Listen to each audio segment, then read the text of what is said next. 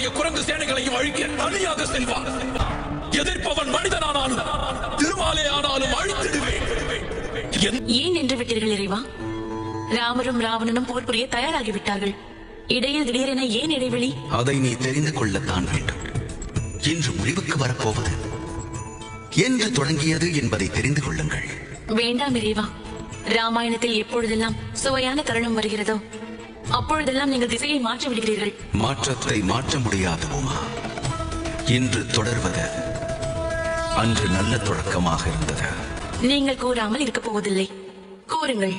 இந்த திரேதாயுகத்தில் எம்மை மட்டுமே பூஜிக்கும் ராவணன், இந்த திரேதாயுகத்தில் எம்மை மட்டுமே பூஜிக்கும் ராவணன் சத்திய யுகத்தின் ஆரம்ப காலகட்டத்தில் தங்களுடைய தரிசனம் வேண்டி ஜெயனும் விஜயனும் கடுமையாக தவம் இருக்கிறார்கள். அவர்களுக்கு தங்கள் மீதுள்ள பக்தியும் கடுமையான தவமும் என் மனதை மகிழச் செய்கின்றது.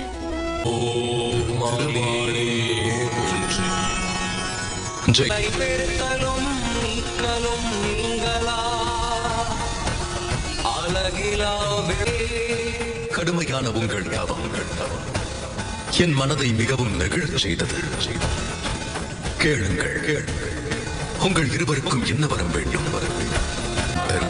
நாங்கள் வணங்கும் இறைவனின் தரிசனமே கிடைத்தது. இதைவிட எங்களுக்கு வேற என்ன வேண்டும்?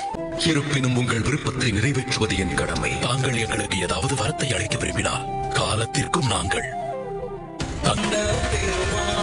ஆடும் தவத்தின் மூலமாக திருமாலை மகிழ்வித்து ஜெயனும் விஜயனும் அவரது ஆசியையும் வரத்தையும் பெற்றார்கள். அதன் பலன் இறைவன் வசிக்கும் வைகுண்டத்திலேயே அவரின் காவலர்களாக நியமிக்கப்பட்டார்கள். வணங்குகிறோம் பிரபு. ஜெயன் விஜயன், நாங்கள் இருவரும் கலந்துரையாட இருக்கிறோம். அதற்கு தடை உண்டாக வேண்டாம். அப்படியே ஆகட்டும், நாங்கள் கவனித்துக் கொள்கிறோம். நிறுத்தினார்கள். எந்த இடத்திற்கும் தடையின்றி செல்லும் வரத்தை பெற்றவர்கள் பிரம்மனின் மைந்தர்கள். உங்கள் திருமாலை தரிசிக்கவே வந்திருக்கிறோம். அது முடியாது. பிரபுவின் கட்டளை அது. அவரும் லட்சுமி தாயும் உரையாடிக் கொண்டிருக்கிறார்கள். அதனால் தான் உள்ளே உங்களை அனுப்ப இயலாதென்றேன். தடையாக இருக்க மாட்டோம். நாங்கள் நால்வரும் சென்று தரிசித்து விட்டு வந்து விடுவோம். பக்தர்களை திருப்பி அனுப்புவது தவறு. அதை நீங்கள் செய்யாதீர்கள். திருமாலிடம் சென்று நாங்கள் வந்திருக்கிறோம் என்று சொல்லுங்கள். உங்கள் மீது அவர் கோபமே படமாட்டார். நாங்கள் அவரை அவர்களுக்கு வைகுண்டத்தின் காவலர்களின் பலம் எங்கிருந்து தெரியும்? மதிப்பு இறைவனுக்கும் பக்தனுக்கும் இடையில் என்று தடை வருகின்றதோ அன்றே உலகம் அழிவை நோக்கி செல்வதாகும். நீங்கள் செய்வது மன்னிக்க முடியாத தவறு. தண்டனையை அனுபவிக்க வேண்டும். பிரம்மதேவனின் பிள்ளை. நீங்கள் பிரம்மதேவனின் பிள்ளைகள் என்று எங்களுக்கு தெரியாமல் போயிற்று. வேண்டுமென்றால் எங்கள் உயிரை எடுத்துக் கொள்ளுங்கள். நாங்கள் எங்களுடைய கடமையைத்தான் செய்தோம். உங்களுடைய ஆணையைத்தான் கடைபிடித்தோம். நாங்கள் தவறு செய்யவில்லை என்று கூறவில்லை. ஆனால் அந்த குற்றத்திற்கு இது போன்று தண்டனை மிகவும் அதிகம் பிரபு. பொறுப்பு பெரிதாக இருக்கும் பொழுது ஒரு சிறிய தவறு கூட பெரும் தவறாகி விடுகிறது. நீங்கள் செய்த பெரும் தவறு என்ன தெரியுமா? பிரம்மதேவரின் மகன்களை பிள்ளைகளாக பார்த்ததுதான். பிள்ளைகள் எந்த வயதில் இருந்தாலும் சரி, அவர்கள் அன்பிற்கு பாத்திரமானவர்கள். இரண்டாவது தவறு கர்வம். இது வைகுண்டம். இங்கு கர்வத்திற்கு எந்த நிலையிலும் இடம் கிடையாது. நீங்கள் இருவரும் என்னுடைய பக்தர்கள். அதை மறந்து விட்டீர்களா? பக்தனுக்கும் தெய்வத்திற்கும் உள்ள சம்பந்தம் உலகில் ஒப்பிட முடியாத ஒன்று. எப்பொழுதெல்லாம் பக்தன் அழைக்கின்றானோ அப்பொழுது தெய்வம் எங்கிருந்தாலும் எந்த நிலையில் இருந்தாலும் அவனை பார்ப்பதற்கு வர வேண்டும். அவர்களுக்கு நடுவில் எவர் தடை போடுகிறாரோ அவர்கள் சனத்குமாரர்களே, இவர்கள் என்னுடைய காவலர்கள். இவர்கள் தெரியாமல் செய்த தவறுக்கு நான் மன்னிப்பு கேட்டுக் கொள்கிறேன். வேண்டாம் வேண்டாம் பிரபு, நீங்கள் மன்னிப்பு கேட்க வேண்டிய அவசியம் இல்லை. இதில் உங்களுடைய தவறு எதுவும் இல்லையே. என் தவறும் இருக்கிறது. என் காவலர்கள் என்ன செய்தாலும் அது என்னையே சாரும். அது பாவ காரியமோ இல்லை புண்ணிய காரியமோ, அதனால் தான் சொல்கிறேன் இதில் எனக்கும் பங்குண்டு என்று. இவர்கள் என்னுடைய கட்டளையை தான் கடைபிடித்தார்கள். தவறுக்கு நானும் காரணமாவேன். நாங்களும் தான் தவறு செய்திருக்கிறோம். பிரம்மதேவரின் பிள்ளைகளான எங்களுக்கு சிறிதும் நிதானம் இல்லையே. கோபப்பட்டோம், அதுவே இந்த நாள் வரையும் ஆட்கொண்டது. நாங்கள் செய்த தவறுக்கு மன்னிப்பு கேட்கிறோம், தண்டனையை ஏற்றுக்கொள்கிறோம். கொடுத்த சாபத்தை திரும்ப பெற்றுக் கொள்ளுங்கள். எங்கள் இறைவனை விட்டு பிரிய நிர்பந்தித்து விடாதீர்கள். வெள்ளிலிருந்து புறப்பட்ட அம்பும் முனிவர்களின் சாபமும் மீண்டும் பழைய தன்மையை அடையாது. என் மீது நீங்கள் கொண்ட பக்தியின் காரணத்தால் அதை குறைத்திடலாம். அதற்கும் ஒரு வழி இருக்கிறது. சொல்லுங்கள் பிரபு, அது என்ன வழி என்று சொல்லுங்கள். உங்களுக்கு இரு வழியை சொல்வேன். ஒன்று 7 ஜென்மங்களுக்கு பூ உலகில் எனக்கு பக்தனாக இருக்க வேண்டும், அல்லது 3 ஜென்மங்களுக்கு என் எதிரிகளாக வேண்டும். இவை இரண்டில் எதுவென்று நீங்களே முடிவு செய்து கொள்ளுங்கள். அதற்கு பிறகுதான் வைகுண்டத்திற்கு வர முடியும். முடிவு உங்களுடையது. 7 ஜென்மங்களுக்கு உங்களை பிரிந்து எங்களால் வாழ முடியாது பிரபு. 3 ஜென்மங்கள் உங்களை எதிர்த்து அதற்கு பிறகு இங்கு வந்து விடுகிறோம்.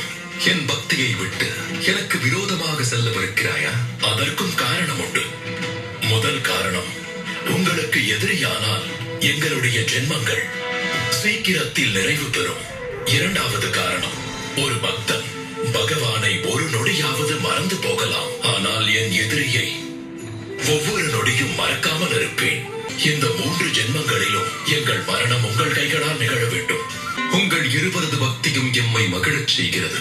உங்களுக்கு நான் வாக்களிக்கிறேன். பூ உலகில் நீங்கள் எடுக்கவிருக்கும் 3 பிறவிகளிலும் நானே உங்களுக்கு முக்தி அளிக்கிறேன். என் லட்சுமியை நான் பிரிவதற்கும் நீங்களே காரணமாவீர்கள். எங்களுடைய இணைப்பு உங்கள் மரணத்தில் நிகழும். நீதானே என்னிடம் கேள்வி எழுப்பினாய், அனுமன் கும்பகர்ணனை கொல்லாது ஏன் விட்டான் என்ற. ஏனென்றால் உன்னுடைய முடிவு என் கைகளால் அல்ல, என் பிரபு ராமரின் கைகளால் கிடைக்கவிருக்கிறது. இந்த பிறவியில் விஜயன் ராவணன் தம்பி கும்பகர்ணனாக பிறந்தான். இந்த பிறவியில் ராமனுக்கு எதிரியாக, என்னுடைய பரம பக்தனாக, இலங்கையின் வேந்தனாக அவதரித்துள்ளான் ஜெயன். அவர்களின் இந்த பிறவியும் கூடிய விரைவில் நிறைவு பெறப் போகிறது. இதற்கொன்றும் குறைவில்லை. நீ செய்த துரோக செயலால் தான் இறைவனுக்கு நான் செய்த வழிபாடு தடைப்பட்டது. ஏதும் அறியாதவள் போல் வெற்றி திலகத்தோடு என் எதிரில் வருகிறாய். நான் அப்பொழுதும் இப்பொழுதும் உங்களுக்கு புரிய வைக்கத்தான் முயற்சி செய்தேன். தாங்கள் தான் என்னை புரிந்து கொள்ளவில்லை. கனவிலும் உங்களுக்கு தீங்கு நினைக்க கூடியவள் அல்ல நான். என் இலங்கையை சேர்ந்த வீரர்கள் எனக்காக போரிலே உயிரை கொடுத்தவர்கள். அவர்கள் மரணத்திற்கு அர்த்தம் வேண்டும். உன்னுடைய இந்த நடிப்பை இதோடு நிறுத்திக்கொள். இது நடிப்பல்ல, ஒரு ராணியாக என்னுடைய கண்ணியம். தாங்கள் வெற்றி பெற வேண்டும் என்று நான் என்றும் வேண்டிக் கொள்வேன். இதைத்தான் என்னால் ஏற்றுக்கொள்ள இயலாது. உன் கணவனின் மீது எந்த அக்கறையும் கிடையாது. உன் கண்களில் எனக்கு அந்த நாராயணனின் பக்தி தான் தெரிகிறது. தனியாக யுத்தத்திற்கு செல்கிறேன். ராமன் அவனுடைய குரங்கு சேனைக்கு எதிராக. நான் உயிருடன் இருக்கும் பொழுதே என் 2 பிள்ளைகளையும் இழந்து விட்டேன். இன்று உங்களை இழக்கப் போகிறேன். வார்த்தையை அளந்து பேசும் மண்டோதரி. எம்பெருமானின் பரம பக்தன் நான். என்னை அழிக்க வந்துள்ளவனை நீ அந்த திருமால் என்று சொல்கின்றாயா? எம்பெருமானுக்கு நான் வாக்களித்துள்ளேன். அவனை எரித்து சாம்பலாக்கி அவருக்கு அபிஷேகம் செய்வேன் என்று நடத்தி காண்பிப்பேன். தென்னாடுடைய சிவனை போற்றி. நான் கூறுவதை கேளுங்கள்.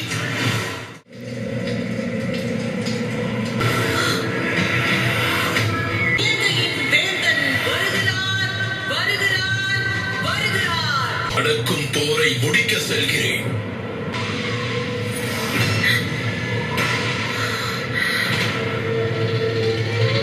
சிவனே கதி என்று ஒருவன் இருந்தான். எல்லோராலும் ஏமாற்றப்பட்டான். அன்று முடிவெடுத்தான்.